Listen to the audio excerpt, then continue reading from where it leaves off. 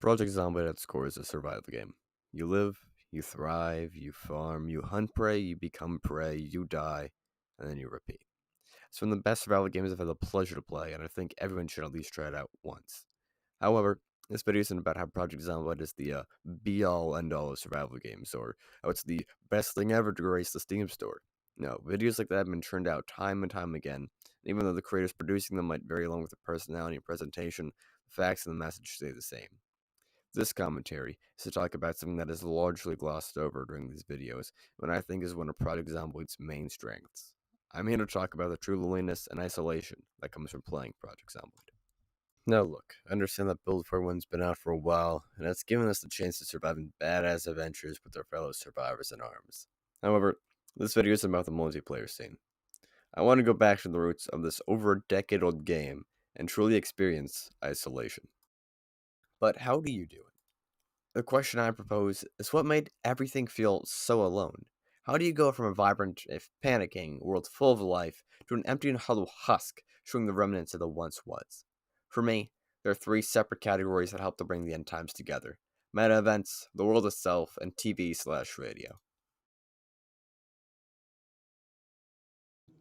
Although there are multiple television shows and radio stations throughout the game, ranging from daily news or stations about how people feel, such as LBMW Kentucky Radio, NNR Radio, Knox Talk Radio, I want to bring your attention to Hits FM. This channel reaches out to me more than any other due to it seeing both the most and the least at the same time. During the beginning of the end, the Knox event is still contained, and the outside world keeps chugging away. Commentary is the usual pre-recorded slogan of Knox Hits, your style, your music, and there's nothing before or after. Slowly, however, as the Nox infection is brought to light, Nox Hit starts to broadcast messages for loved ones trapped inside the exclusion zone. As the slow-burning apocalypse starts to reach its spearhead, the team of three, consisting of Billy, Jenny, and Frankie, starts to dwindle. The first to leave is Frankie after he breaks down air. The reason for this being the violence, looting, and death in the exclusion zone causing him to snap. The very next broadcast, Jenny bids her farewells due to the rising intensity and danger surrounding Kentucky being, quote, something out of a nightmare. Finally, there's Billy. He explains that although people are running and panicking, he has nowhere else to go and has decided to man his post for however long he can. He talks about what's on his mind, sympathizes with those who are tuned in, and offers one of the most heartbreaking lines there are in Project Zomboid. Maybe it's because the song supported me, but this hits hard the most. Although being able to follow the story of humanity's end is immersive, at the end of the day, that's all these are: stories. Although they're canonically real and can invoke strong emotions, besides occasionally stressing or de-stressing your survivor, they do little else. This was all the world building Project Zomboid had to offer. I had not even bothered making the script. Stories are nice, but you can't physically see a story. You can't touch it. You can't hear it off in the distance. There are things that allow you to do this, though. These special stories are called meta events.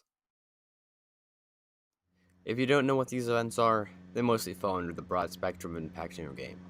These can range from the screams of a man, far off in the distance, the sounds of controlled bursts from remnants of the military ricocheting off buildings, helicopters flying overhead, or the scene of two unzombified corpses lying next to a handgun. Each of the things I've listed directly impacts your game in some way. They can impact it as little as migrating zombies or by giving you some loot, but every single one of them tells a story. Blockades of police cars and roadways being guarded still by the reanimated husks that once were first responders, or camps with pitched tents brimming with the undead, or a filled grave off on the side of the road, uncared for and abandoned.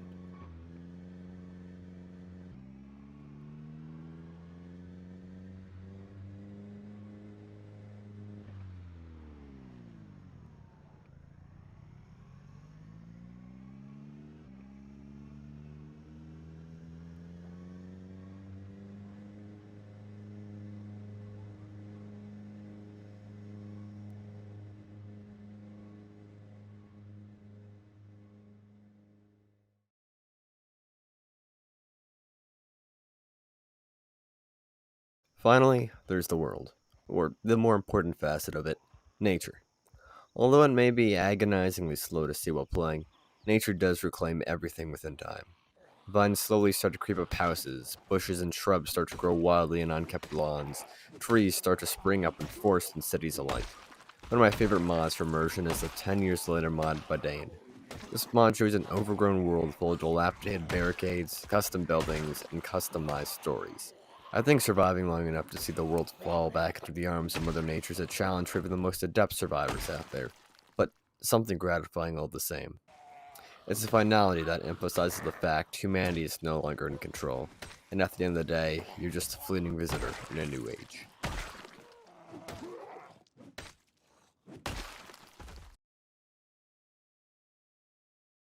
Through the process of making the script and the hundreds of hours of my life that I've poured into Project Zomboid, I've had one prevailing question at the back of my mind.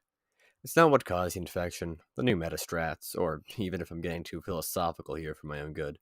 No, my question is a bit broader, and something that I finally feel that I'm ready to answer, thanks to a proclamation that's stayed in my mind for over 3 years since I first heard it. My question is, what is Project Zomboid? I think Project Zomboid at its core is the ultimate challenge in zombie survival. You spawn in a house amidst a cruel universe with marginal supplies, your trait, and the clothes strapped onto your back. Now, you have to treasure every object you have, because if it breaks, there's one less in the world forever.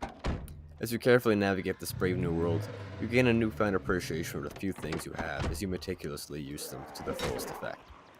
With nothing but your wit, skill, and an occasional helping of luck, you slowly transform this empty expanse into a world of your very own. Project Zombie teaches you that no matter how impossible the odds may seem, within resides the power to overcome these adversaries and accomplish something beautiful. That one day you'll look back to where you started and be amazed by how far you've come. Before you rip out my jugular, I just want to say all the credits for this great speech go to Detective Light and his video, The Hypixel Skyblock Experience. I don't know if this is in poor taste. I'm trying not to be, and I'm sorry if I've offended anybody. I don't know, honestly, why I'm choosing it or why it's stuck in my brain for so long. And I thought, oh yeah, this is perfect. But there's something about it that's caught my attention and just never let go, I suppose. I going off like script here real quick, so there might be a little bit more stuttering, but I guess just overcoming something that seems so impossible.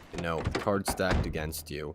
You have to min-max everything you own. You have to make sure you go through the ringer. You take nothing for granted. You have to claw your way up in a world that's almost begging for you to fail. I guess that's how it's translated over.